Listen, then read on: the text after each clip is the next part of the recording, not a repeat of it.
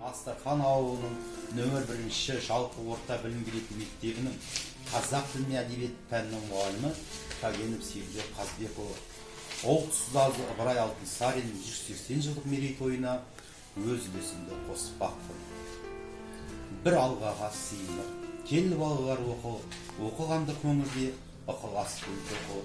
Оқысаңыз балалар шамнан шырақ жағылар, тілегеннің алдынан іздемей-ақ табылар. Кел балалар оқығанды көңілге ықыласпен тоқы. Тиса көлде үстінде оқуменен табылған, сауысқанның тамағы шоқуменен табылған. Өнер білім бәрі де оқуменен табылған. Кел балалар оқылық. Екіншісі сынып оқушысы Әбдіхалық Нұрай, қарға мен түлкі.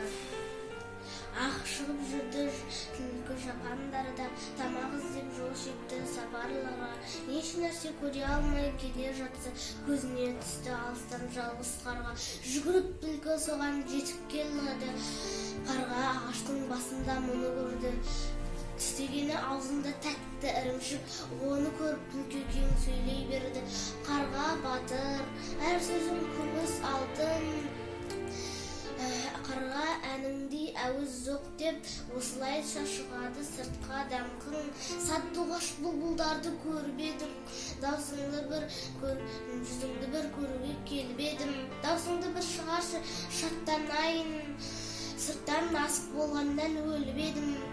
Басын салып құйрығын бұлғаңдатып, екі көзі қарғаға қылмаңдатып, қарға тақсыр көз жасымды көріңіз деп жыламсырап сөйлейді.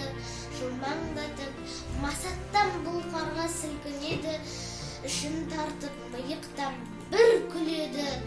Қарып ашып алыстан келген шығар, көңілі тым түсіп кетсін шіркін деді. Пәлменші қарқ етіп аузын ашып, қарқ еткенше ірімшік жерге түсті, оны кетті түлкіген алды